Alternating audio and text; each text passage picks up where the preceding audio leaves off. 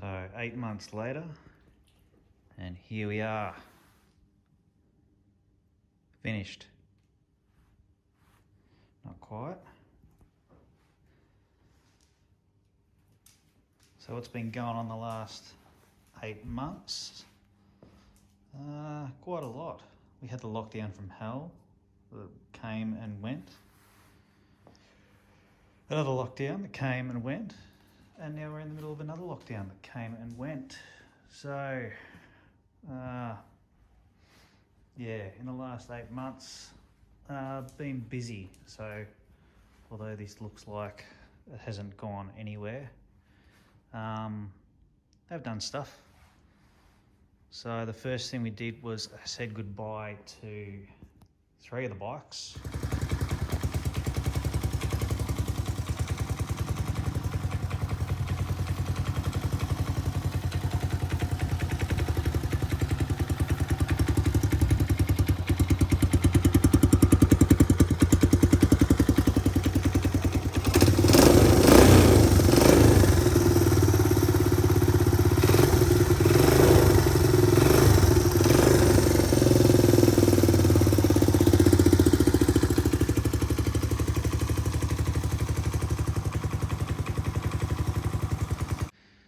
So painted some parts on this back in November.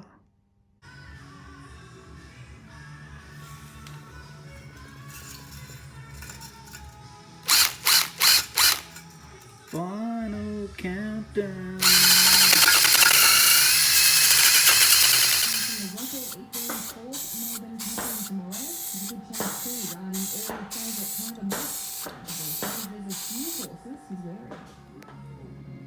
Satin black.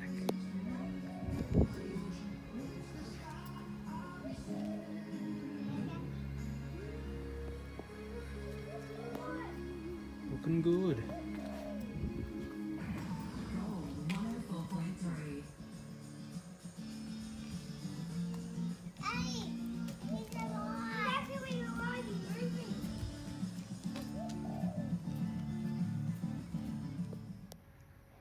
Like watching paint dry.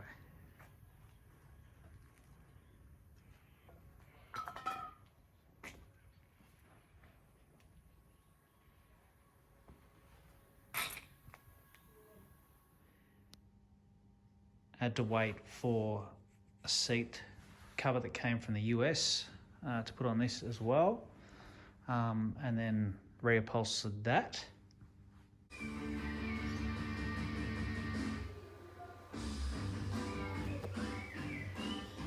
Just doing some reupholstery. Custom covers from the US. So you pretty much got to pin them to the existing tabs. This one, luckily, all the tabs are still there. But yeah, it's still nerve-wracking, especially when you waited so long to get them from the US and you don't want to screw them up. Had my fantastic pressure washer blow up in early December.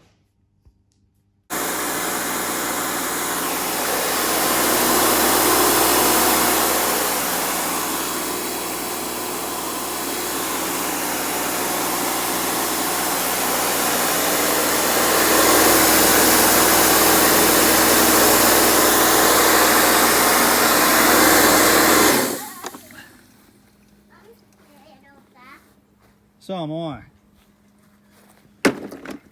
Then, late December, got rid of the Triton.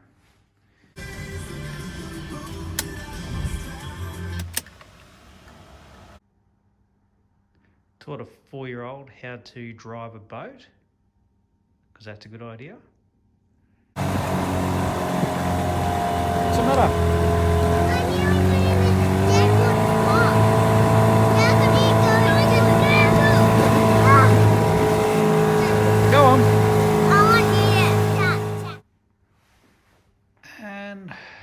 Went on a couple of holidays and yeah, and time just flew past.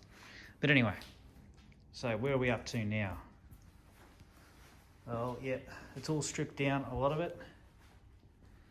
Some parts are painted, but the main thing is all this stuff is ready to go, ready to be refitted. So it doesn't look like much, but this stuff takes time, especially the engine. Trying to paint that was a pain in the arse. So it's not expensive, like doing any of this wasn't expensive, it was just time. Hence why it takes 8 months, and I had better things to do when we were allowed to escape. Yeah, so the engine was a tough one to do because I had to use the proper ceramic heat treated paint and all that sort of stuff and make sure it was all clean of grease and everything as well, which sounds easier than what it actually is. Yeah, the shocks, had to pull them apart. That was a pain because I didn't have a spring compressor, so I made like a dodgy one, and one of the springs went flying. That was pretty good. But yeah, got them all done, painted them, they look quite nice. And yeah, as I said before, everything else is pretty much not matte black, but satin black. So yeah, it's much better than matte black, isn't it, Bob? So yeah, did all these, and yeah, that takes time as well, the wheels and everything, because they were chrome, so you got to make sure you use edge primer first on them, otherwise the paint just peels straight off it, and yeah, you got to get the right weather and humidity, all that sort of stuff. You're supposed to anyway. Yeah, so that's it. So I ordered a couple of parts as well. So some of the parts I've ordered, yeah, new filters, plugs, new grips, which these are head. You'll appreciate this, the waffle grips. So they're a reproduction of the original Honda waffle grips these bikes came out with. We've got LED indicators. We've got resistors for the LED indicators, otherwise they don't work properly. So one for each side. We've got an LED indicator flasher unit as well. So they're a separate thing as well, and you can change the speed by putting a screwdriver on that and turning it. Yeah, so they're a thing as well. LED headlight, yep.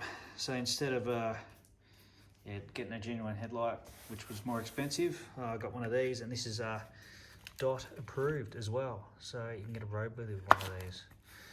And same with the indicators as well. They are roadworthy, roadworthyable items. Yep, this one was a little bit tricky. It would come off one of the junk bikes, so it required some panel beating to be back into shape, which actually turned out not too bad. Seat, yeah, a bit of a pain in the arse doing that, but I've done a couple of them now, so yeah, got there in the end. But yeah, I didn't go just the plain black or the pleated sort of look. I wanted just the clean look on the top, and I thought the red piping and the red Honda lettering on the back would stand out a bit more, considering the rest of the bike would be red and black, and it's the same with the springs as well. Triple clamp or whatever you want to call on the top. Forks, once again, another pain in the ass to do. You've got to strip them down, clean them, make sure everything's clean before you paint them. So it's all just time, and the same with the exhaust as well. At first I was just going to paint straight over it, but ended up coming to my senses and actually undoing all of these. Actually, that's probably it was probably a stupid thing to do, because it held me up a lot, because I broke a couple of these because they've been in extreme heat nonetheless. So I pull all them out, and I had to find some new screws to fit it to as well. So I pot belly black for the actual exhaust itself, and then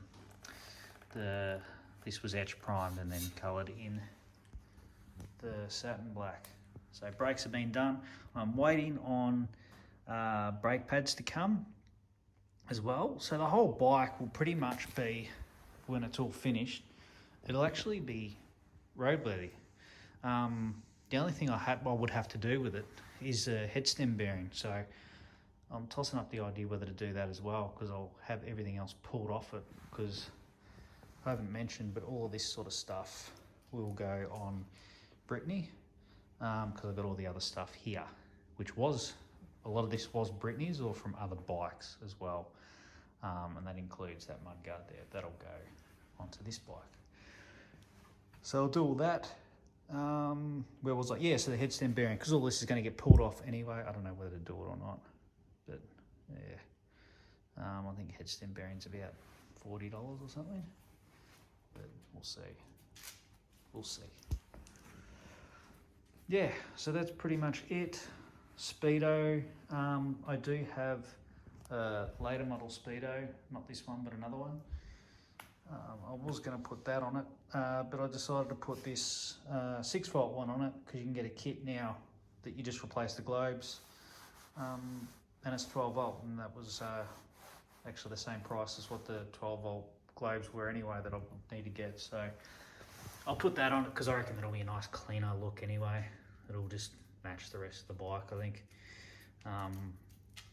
Yeah. The other thing I need to do as well is clean up some of this stuff. So the sprocket that was on Skippy, it's a newish looking sprocket, like it's not very worn. So I'll clean that up and I'll actually paint that as well. Same with the sprocket holder or whatever you want to call it, hub. Yeah, all the drive cush, they're all good.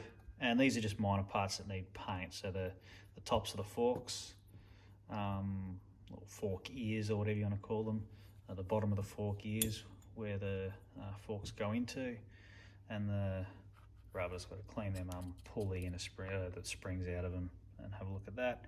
And the tail light, just clean that up as well and get it ready for its new LED indicators. Plastics and everything like that, and the front mudguard.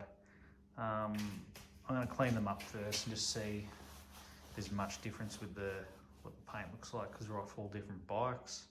If there is a bit of a difference, I'll paint them up before I put the sticks on and everything. Yeah, which isn't hard to do. Painting these compared to painting this sort of stuff's easy. So when I did eventually get a new car chart under warranty, I did clean the bike down and bagged up the carby while I did it, because the carby's still on there. But the bag filled up with water, so pretty much didn't do its job. So I'm going to have to deep fry the carby in the ultrasonic cleaner again, but that's no big deal. Nice and quick and easy. Things I've done on the bike as well.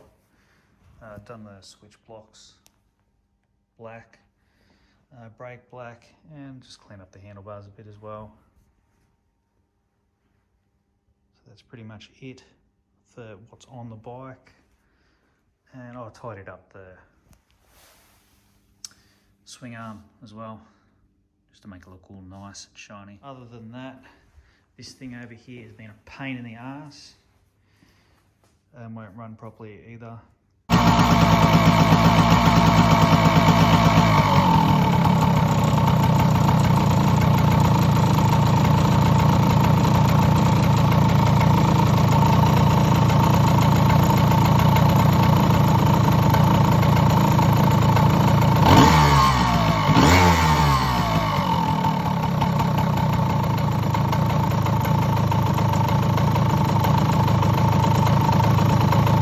So the main thing I'm waiting for now is the tyres.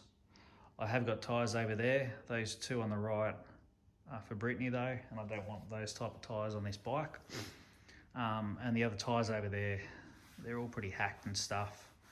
And I managed to score a brand new set of decent tyres for $50 for the pair. So they'll get new tyres as well. So that'll be everything done. And then last but not least, we've got Brittany and all of her bits and pieces here. So I did pick up a pair of rear shocks for her for cheap, $40, second hand, but never used. Yeah, all her bits are all the best bits from all the other bikes. So it doesn't look like it, but it is. But she will live to ride another day.